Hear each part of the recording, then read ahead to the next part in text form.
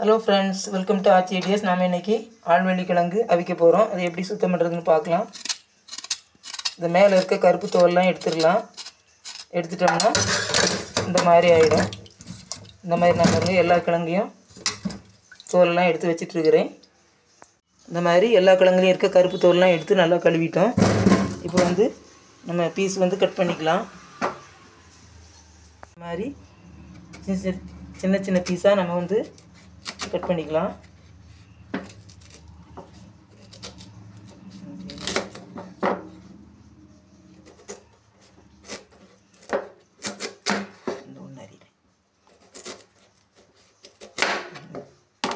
இந்த மாதிரி சின்ன சின்ன பீஸாக கட் பண்ணலாம், அப்போ தான் நல்லா வேகும்.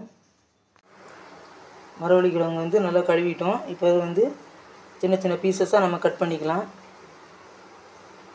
பாருங்கள், இந்த மாதிரி இனி இதை கட் பண்ணிட்டோம். லைட்டாக மஞ்சள் தண்ணி தெளித்து அடுப்பில் வைக்க வேண்டியது தான். இன்றைக்கி மரவள்ளி கிழங்கு நான் ஒரு 1.5 கிலோ வாங்கியிருக்கேன். அதை அவிக்க போகிறோம். அதுக்காக ஒரு இட்லி பாத்திரத்தை தண்ணி வச்சு ஸ்டவ் ஆன் பண்ணி வச்சுருக்கிறேன். தண்ணியை நல்லா கொதி வரட்டும். அப்புறம் இந்த மாதிரி பெரிய பெரிய பீசஸாக நல்லதாக அரிஞ்சு வச்சுக்கலாம். இது ஒரு பாத்திரத்தில் தண்ணி ஊற்றி மஞ்சள் போட்டு வச்சுருக்கேன். அதில் டிக் பண்ணி இப்படி வச்சுக்கலாம். மஞ்சள் போட்டால் ரொம்ப நல்லாயிருக்கும். அதுக்காக தான் இந்த மாதிரி வைக்கிறது. எல்லா தட்டுலேயும் ஒரு பீசஸாக எடுத்து வச்சுக்கலாம்.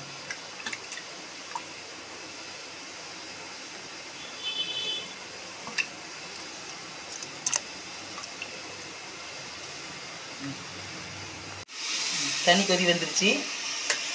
நம்ம கிழங்கு அடுப்பில் வச்சு தட்டு போட்டு மூடிடலாம். ஒரு 10 நிமிஷம் கழிச்சு ஓப்பன் பண்ணி பார்க்கலாம். 10 நிமிஷம் ஆயிடுச்சு. ஓப்பன் பண்ணி பார்த்துக்கலாம். ரொம்ப அழகாக வந்துருச்சு. இதை ஒரு பிளேட்டுக்கு மாற்றிக்கலாம். இப்போ மரவள்ளி கிழங்கு சீசன். கிழங்கு பாருங்கள் இவ்வளோ நல்லா வெடிச்சிருக்குன்ட்டு பாருங்கள். பார்க்கவே ரொம்ப அழகாக இருக்குது. நீங்களும் இந்த சீசனில் கிழங்கு வாங்கி மஞ்சள் போட்டு அவிச்சு பாருங்கள். செம்ம டேஸ்ட்டாக இருக்கும். என்னுடைய சேனலை முதல் முறையாக பார்க்குறீங்கன்னா சப்ஸ்கிரைப் பண்ணிக்கோங்க. தேங்க்யூ ஃபார் வாட்சிங்.